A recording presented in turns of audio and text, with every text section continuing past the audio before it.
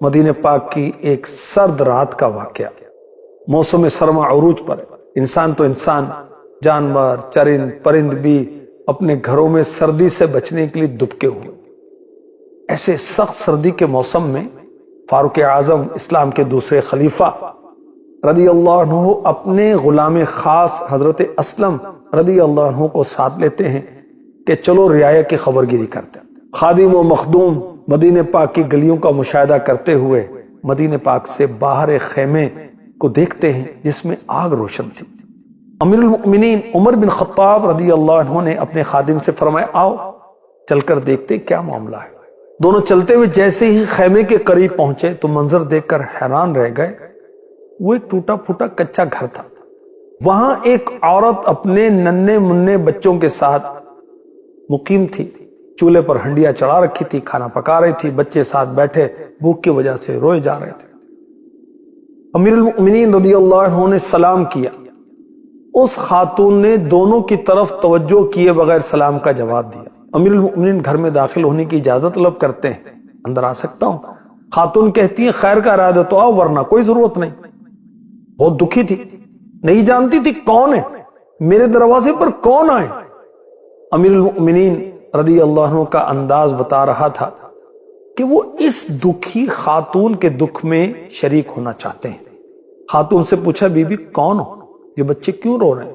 کہا مدینہ منورہ کی رہائشی ہوں، بچے شدید بھوک کی وجہ سے رو رہے ہیں۔ فرمایا اس ہنڈیا میں کیا ہے؟ کہا اس میں تو پانی ہے، بچوں کو بہلانے کے لیے آگ پر چڑھا رکھا ہے تاکہ کھانا پکنے کے انتظار میں بچے سو جائیں۔ اس دکھیاری خاتون نے اپنے دل کا درد بیان کیا۔ میں ایک غریب عورت ہوں، میرے پاس اتنے اخراجات نہیں کہ بچوں کو کھانا کھلا سکوں، دل بہلا رہی، لیکن امیر المؤمنین کو ہماری کوئی خبر نہیں ہے، ہم ان کے محکوم ہیں، ان کی رعایا ہیں، ان کا حق بنتا ہے کہ ہمارا خیال رکھیں۔ خیر کوئی بات نہیں، ہمارا وقت تو جیسے تیسے گزر ہی جائے گا، لیکن کل بروز قیامت امیر المؤمنین اور ہمارے درمیان اللہ پاک ہی فیصلہ فرمائے گا، اور یقیناً آخرت کی پکڑ بہت سخت ہے۔ یہ سننا تھا۔ فاروق اعظم رونے لگے، نرم لہجے فرمانے لگے بی بی اللہ پاک تم پر رحم فرمائے، تمہاری مصیبتوں پریشانیوں کو دور کرے، امیر المؤمنین کو کیا معلوم تم اس حال میں ہو۔ سوالیہ لہجے میں خاتون نے کہا ہمارا حاکم ہے اور ہم سے غافل ہے، اسے معلوم نہیں ہم کس حال میں۔ امیر المؤمنین عمر بن خطاب فاروق اعظم رضی اللہ عنہ اس دکھیاری خاتون کا یہ حال دیکھ کر گھر سے باہر آئے، اپنے خادم حضرت اسلم رضی اللہ عنہ سے فرما میرے ساتھ جلدی چلو۔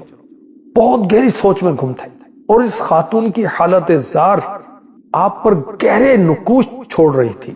جو پہلے اپنے خادم سے گفتگو کرتے ہوئے یہاں تک پہنچے تھے، اب خاموشی کی چادر تانے تیزی کے ساتھ رواں دواں تھے۔ تھوڑی دیر کے بعد دونوں ایک غلے کے گودام پر پہنچے۔ امیر المؤمنین فاروق اعظم رضی اللہ عنہ جلدی سے ایک بوری آٹا، کھجوریں، کچھ رقم اور کھانا پکانے کے دیگر لوازمات ساتھ لیے۔ خادم سے فرمایا اسلم ان ساری چیزوں کو میری پیٹھ پہ لاد دو۔ خادم نے عرض کی حضور آپ مجھے حکم فرمائے، میں اسے اپنی پیٹھ پر لاد کر اس عورت تک پہنچا دوں گا۔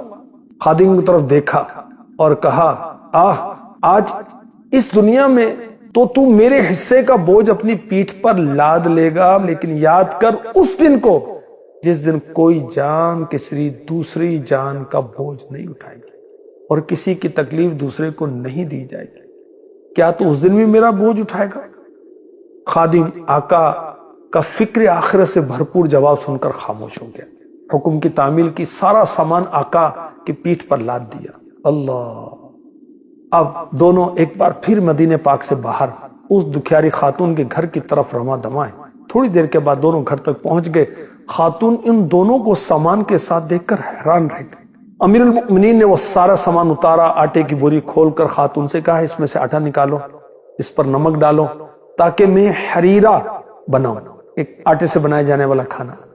امیر المؤمنین رضی اللہ عنہ نے خود ہنڈیا کے نیچے آگ جلانے لگے، اس میں پھونکے مارنے لگے، یہاں تک کہ دھواں آپ کی داڑھی کے درمیان سے نکلتا محسوس ہوتا۔ آپ ساتھ ساتھ آگ بھی جلاتے جاتے، کھانا بھی پکاتے جاتے۔ آخر کار کھانا تیار ہوا، امیر المؤمنین رضی اللہ عنہ نے ہنڈیا کو چولہے سے نیچے اتارا، خاتون سے کہا کوئی بڑا اور کھلا برتن لاؤ۔ وہ خاتون ایک بڑا سا پیالہ لے آئی، اس میں کھانا ڈالا، کھانا ٹھنڈا کیا تو فاروق اعظم رضی اللہ عنہ نے بچوں کو اپنے قریب کیا، اپنے ہاتھوں سے کھانا کھلایا، یہاں تک کہ سب بچوں نے پیٹ بھر کر کھانا کھایا اور خوش ہو گئے۔ بچوں کی دلجوئی کے لیے امیر المؤمنین ان کے ساتھ کھیلنا شروع ہوتے ہیں۔ بچوں کی خوشی میں مزید اضافہ ہو گیا اور بچے کھیلتے کھیلتے نیند کی آغوش میں چلے گئے۔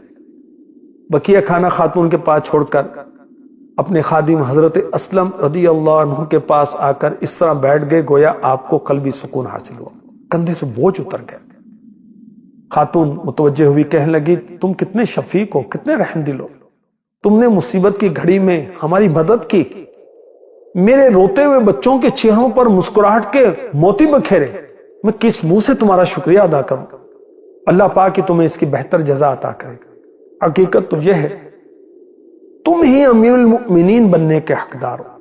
حضرت اسلم رضی اللہ عنہ دیکھ رہے تھے، خاتون کے لہجے میں واضح تبدیلی آ چکی تھی، وہ دل سے خوش دکھائی دے رہی تھی۔ امیر المؤمنین کی جگہ کوئی اور شخص ہوتا تو اپنی تعریف پر پھولا نہ سماتا، لوگوں میں جا کر سینہ چوڑا کر کے کارنامے بیان کرتا، لیکن آپ نے بالکل توجہ نہ دی۔ فرمایا بی بی جیسا تم کہہ رہی ہو ویسا بالکل نہیں، میں اور امیر المؤمنین بننے کا حقدار، یہ تو بڑی عجیب بات ہے۔ ہاں ایک بات ضرور ہے، اگر تم کبھی امیر المؤمنین کے دربار میں آؤ گی مجھے وہاں ضرور دیکھو گی۔ پھر فاروق اعظم رضی اللہ عنہ نے اللہ پاک کا شکر ادا کیا اور خادم حضرت اسلم رضی اللہ عنہ کی طرف متوجہ ہو کے فرمایا، اے اسلم، بھوک نے ان بچوں کو جگا رکھا تھا، بھوک انہیں رلا رہی تھی، میں نے یہ حالت دیکھی تو مجھے اپنے بچے یاد آ گئے، میں نے دل میں یہ تہیہ کر لیا، ان بچوں کی بھوک کو شکم سیری، رونے کو ہنسنے اور غم کو خوشی میں تبدیل نہ کر دوں جب تک چین سے نہ بیٹھوں گا، نہ ہی واپس گھر جاؤں گا۔ اللہ پاک کا شکر ہے میں اپنے مقصد میں کامیاب ہو گیا۔ اب مخدوم و خادم دونوں مدینے پاک کے مبارک گلیوں سے ہوتے واپس اپنے گھر آ جاتے ہیں۔ اللہ ہمیں بھی توفیق دے، اپنے بچوں کی فکر تو سارے کرتے ہیں، اپنے پڑوسیوں کی فکر کریں، رشتہ داروں میں غریب لوگ ہیں ان کے بچوں کی، اس قوم میں، اس ملت میں، اس امت میں جو غریب لوگ ہیں اللہ توفیق دے، ان کو کھانا کھلائیں، کچھ ان کو رقم دے دیں، ان کو کچھ اناج بھیج دیا کریں، کوئی گوشت بھیج دیا کریں اور کوئی چیزیں بھیج دیا کریں، ایک دوسرے کا حال پوچھا کریں، ایک دوسرے کی مدد کرنا اللہ ہمارے مقدر میں فرما دے، آمین۔